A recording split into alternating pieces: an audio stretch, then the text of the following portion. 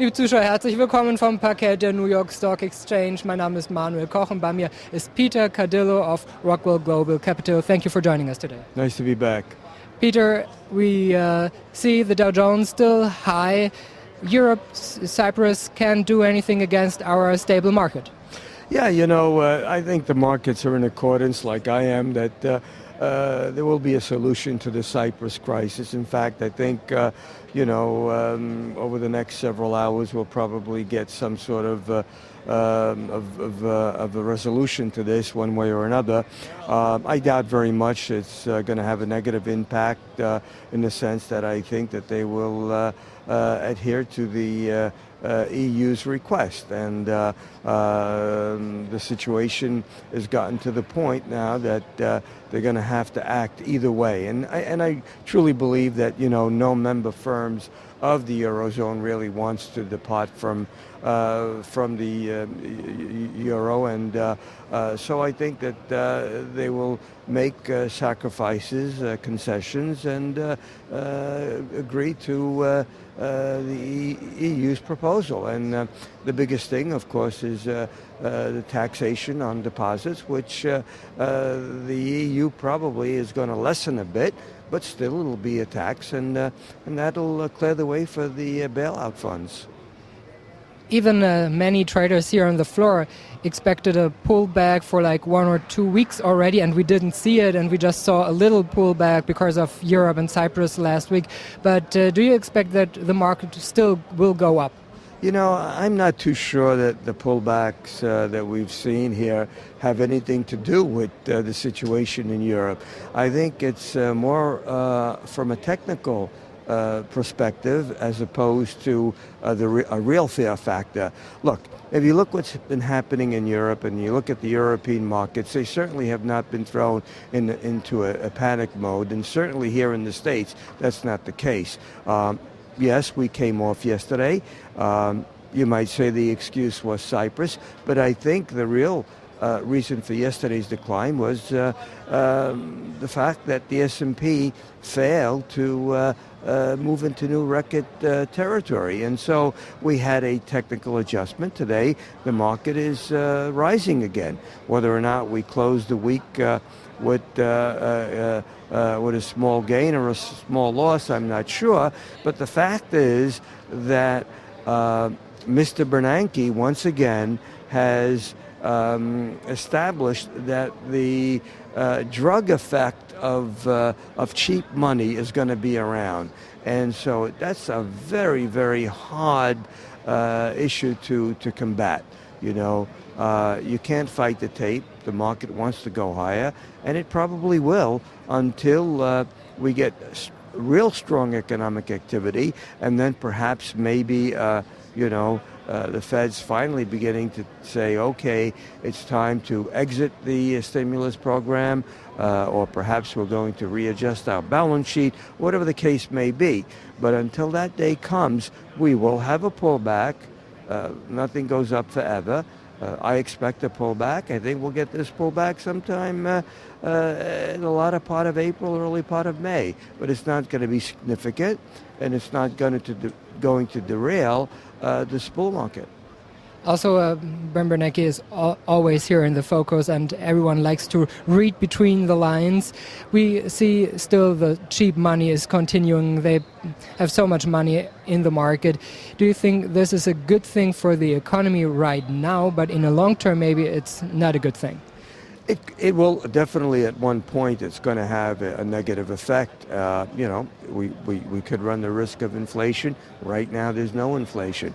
And the fact that their balance sheets continues to swell, they're going to have to really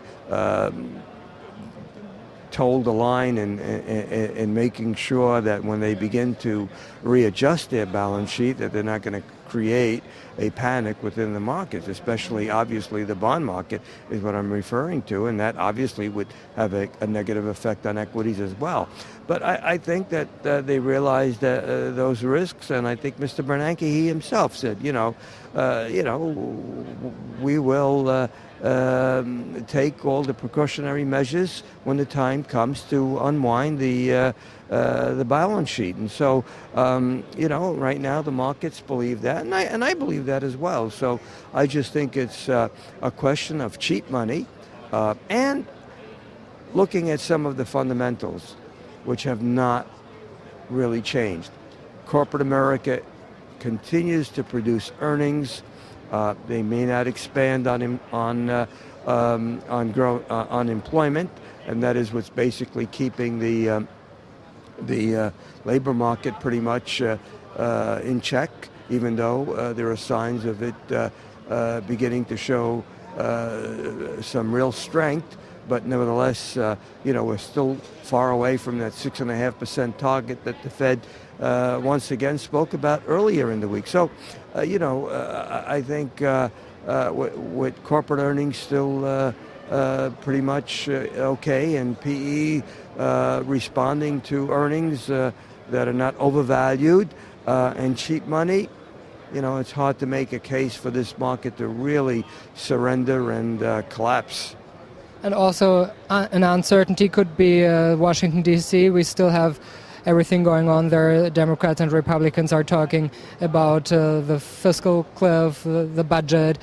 Do you expect any solution soon? I mean, the Senate is making some suggestions. Well, it looks as though they're getting, they're warming up to perhaps finally getting to the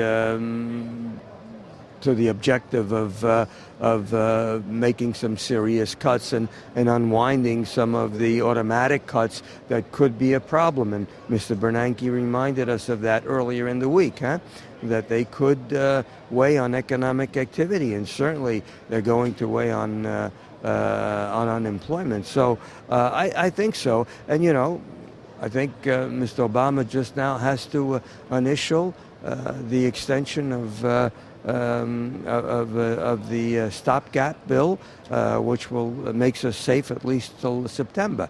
Could that be renewed again? There's a possibility of that, but I think Congress realizes that we need to really make some serious cut and, of course, cut back on the spending. But also only to increase taxes is not a solution. You have to cut some spending too, so there has to be a compromise. Indeed. Increasing taxes will wreck the economy at one point. You're going to bite into consumer spending. You're going to certainly, with corporate taxes being the highest in the global economy here in the States, at one point or another, that's going to affect investments, and that's going to bite into corporate earnings. So, you can't continue to raise taxes. You need to cut spending, and by cutting spending, eventually you can actually lower the tax rates again, and so that would keep the engines of growth continuing, and you have an economy that could continue to navigate without falling into recession. Peter Cardillo of Rockwell Global Capital, thank you so much for joining us. Und Ihnen, liebe Zuschauer, auch vielen Dank fürs Zuschauen. Bis zum nächsten Mal hier vom Parkett der New York Stock Exchange.